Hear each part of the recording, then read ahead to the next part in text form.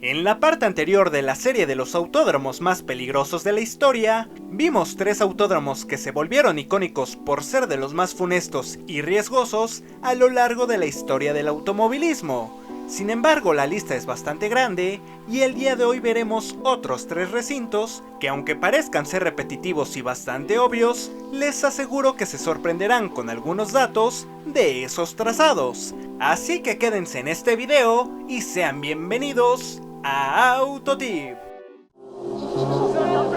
¡Suárez va a ser campeón! ¡Suárez! ¡Es el ganador! ¡Competín de Alba! ¡Campeón Competín de Alba!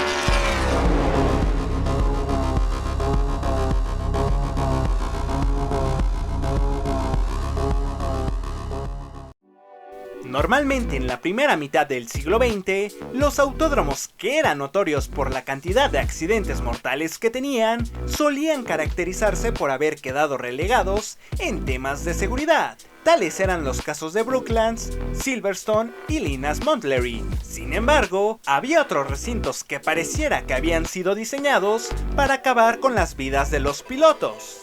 El circuito más destacado de este tipo era sin duda alguna el Abus, circuito del cual tenemos un video en este canal hablando de toda su historia al pormenor. Quizás ya sea hora de hacerle un remake, pero por lo mientras les dejo el video en la descripción. En esta ocasión, más allá de su fatídica historia, nos vamos a enfocar en qué lo hacía tan peligroso. Para empezar, este era un circuito más largo que la Cuaresma, que constaba de 2 rectas de más de 8 kilómetros unidas por 2 horquillas improvisadas. Esto se debía a que realmente el autódromo era un trazo híbrido mitad permanente y mitad callejero, emplazado en lo que hoy es la autopista A115 de Berlín, Alemania. Y todavía más importante, al tener 2 rectas tan largas, las frenadas eran bastante agresivas, teniendo que frenar a una velocidad mayor a 300 km por hora para al final terminar tomando las curvas a no más de 70 km por hora.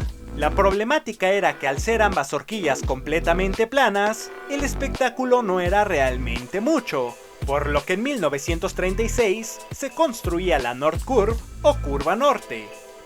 Una curva con 43 grados de peralte en la que los pilotos podían pasar a mayor velocidad para llegar más rápido a la meta o con San Pedro, ya que era una curva que tenía un pequeñísimo detalle, y es que básicamente no tenía muro de protección. Sobre esto hay 2 teorías. La primera es que la curva no tenía muro, ya que gracias a su tamaño se esperaba que en caso de accidente los autos no alcanzaran a salir disparados y por lo tanto cayeran al interior de la curva. La otra teoría dice que en algún momento sí se iba a construir este muro de protección. Sin embargo, gracias a la popularidad de la curva, se prefirió no construirlo. No se sabe con exactitud cuántos accidentes fatales hubo en este circuito. Sin embargo, varios de los más recordados, por supuesto que sucedieron en la curva norte, como lo fue el accidente fatal del piloto francés Jean Verat.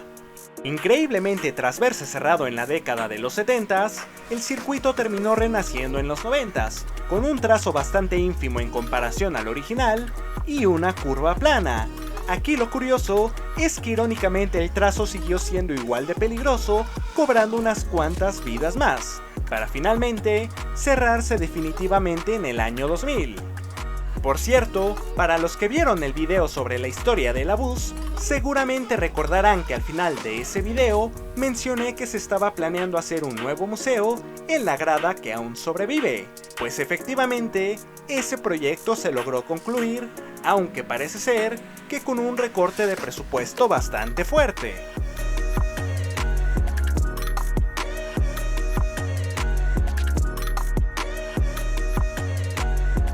Ahora pasemos con otro autódromo bastante famoso. El Nürburgring, o Infierno Verde como se le conoce popularmente, es bien conocido porque su trazo norte, el Nordschleife, es hoy en día el circuito más largo del mundo para un autódromo permanente, con una longitud de más de 21 kilómetros que se adentra a lo largo del bosque de Nürburgo. Aunado a esto, no podemos olvidar ciertas características que desde su inicio hicieron peligroso a este circuito. Entre estas características se encuentran la mala conexión para los equipos de rescate, que en sus primeras épocas no contaba con muros, tenía saltos muy pronunciados y con el pasar de los años, un desgaste en el asfalto y el rezago en términos de seguridad. Un ejemplo de este rezago es el accidente de Niki Lauda en 1976, accidente que afortunadamente no terminó en tragedia. Pasando a las estadísticas, este trazo cuenta con una lista de más de 80 fatalidades contabilizadas, por lo menos, pensando en que muy probablemente sean un poco más en la realidad. Por supuesto que la mayoría de accidentes fatales sucedieron en el Nordschleife, el circuito de casi 23 kilómetros en su versión original. Sin embargo, la gente suele olvidar al otro trazo original del Nürburgring, que en sus últimos años terminó siendo igual de peligroso que el Infierno Verde. Y es que, mis estimados, por supuesto que estamos hablando del Südschleife, el trazo corto original del Nürburgring que fue usado hasta 1981 para después dar paso a la nueva versión corta para la Fórmula 1. El trazo medía 7.7 kilómetros. Realmente no era tan pequeño, pero en comparación con el Nordschleife cualquier cosa se ve reducida. La entrada al Südschleife se encontraba justo a la izquierda de la horquilla, que funcionaba como retorno entre la recta de meta y el Infierno Verde. Y a diferencia de su hermano mayor, que a pesar de lo peligroso siempre se mantenía en constante mejora, el Südschleife desde sus primeros años y con el crecimiento del pequeño pueblo de Nurburgo empezó a formar parte de las calles y carreteras que fungían como entrada al pueblo, por lo que nunca pudo evolucionar. Y desde su creación en los años 20 hasta 1982, nunca tuvo mejoras en su seguridad. El Südschleife era el trazo apestado del Nürburgring, ya que toda la atención se la llevaba el Nordschleife. Llegó un punto en el que este trazo se usaba solo para categorías nacionales, categorías que como en cualquier país y hasta la fecha, normalmente suelen ser las que tienen los menores estándares de seguridad, así que los pilotos de los 60s y los 70s se enfrentaban a más de 200 km por hora en un trazo de los años 20. Un trazo que cobraría bastantes vidas hasta su desaparición en el ámbito deportivo, y ya que hasta la fecha el trazo original sigue siendo ocupado como medio de conexión entre los pobladores y turistas que visitan el pueblo de Nurburgo, dejando a clara vista las curvas tan cerradas, la suciedad, la vegetación y las barrancas que caracterizaban a este trazo.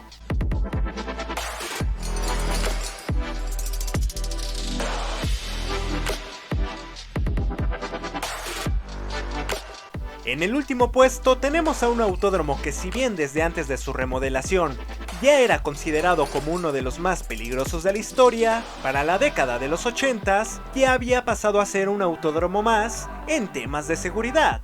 Lo que nadie esperaba era que a partir de 2019 este recinto se volviera sinónimo de tragedia. Por supuesto, estamos hablando de Spa-Francorchamps. Desde su creación en 1921 y hasta la fecha, el autódromo belga se ha caracterizado por ser uno de los más peligrosos en todo el mundo, teniendo más de 60 fatalidades en su haber, en donde más de la mitad sucedieron en el trazo antiguo de 14 kilómetros, trazo que sería usado por la Fórmula 1 hasta 1970, despidiéndolo con una victoria a manos de Pedro Rodríguez y dando paso a su remodelación. En 1983, el circuito regresaría a la Fórmula 1 con un trazo de 7 kilómetros, la mitad del trazo original y con una imagen completamente nueva. Y a pesar de que con esta versión del circuito la seguridad había mejorado bastante, los accidentes fatales seguían sucediendo, aunque con menor frecuencia. Así pasarían los años con accidentes bastante vistosos, sobre todo en las curvas de Uroshi y Radilon y en la curva de Puón. Increíblemente, cuando todo parecía solucionado, el baldazo de agua fría llegaría en agosto del 2019, con el accidente de Antoine Hubert durante una carrera de Fórmula 2, en donde el piloto francés lamentablemente perdería la vida. La cosa es que la mayoría de gente pensaba que esto había sido un infortunio, una simple mala broma del destino y la probabilidad, pero a partir de ese año se empezarían a suscitar más accidentes en esa curva, ninguno fatal, pero sí de gravedad para mostrar que de nueva cuenta, los autos estaban empezando a superar las capacidades del circuito y de la FIA, porque con eso de que aún hay autódromos con barreras de neumáticos, no se puede esperar mucho de ellos. En 2022 el recinto sería renovado ampliando las escapatorias, mejorando barreras, reasfaltando y mejorando cuestiones de visibilidad y puestos de bandereros. Lamentablemente esto no serviría de nada, ya que en 2023 el neerlandés Dylan van 't Hoff perdería la vida en una carrera de la Fórmula Regional Europea, ahora en la recta de Kemmel, producto de un despiste a la salida de Radilon, lo cual nos indica que no solo el autódromo está empezando a hacerse obsoleto, sino que también ciertos autos de algunas categorías.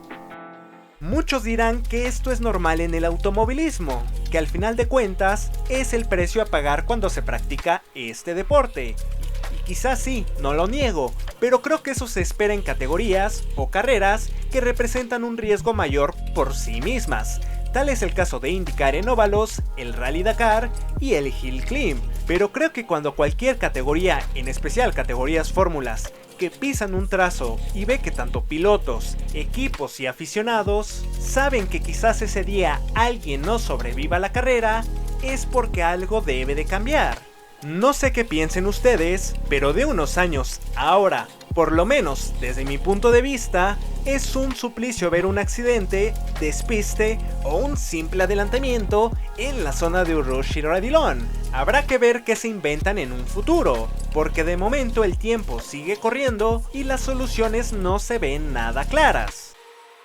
Con esto llegamos al final de esta segunda parte de esta miniserie, y según lo planeado, parece que todavía va a haber una parte más, así que no olviden compartir, dar like y suscribirse. Sin nada más que decir, cuídense y ahí nos vemos.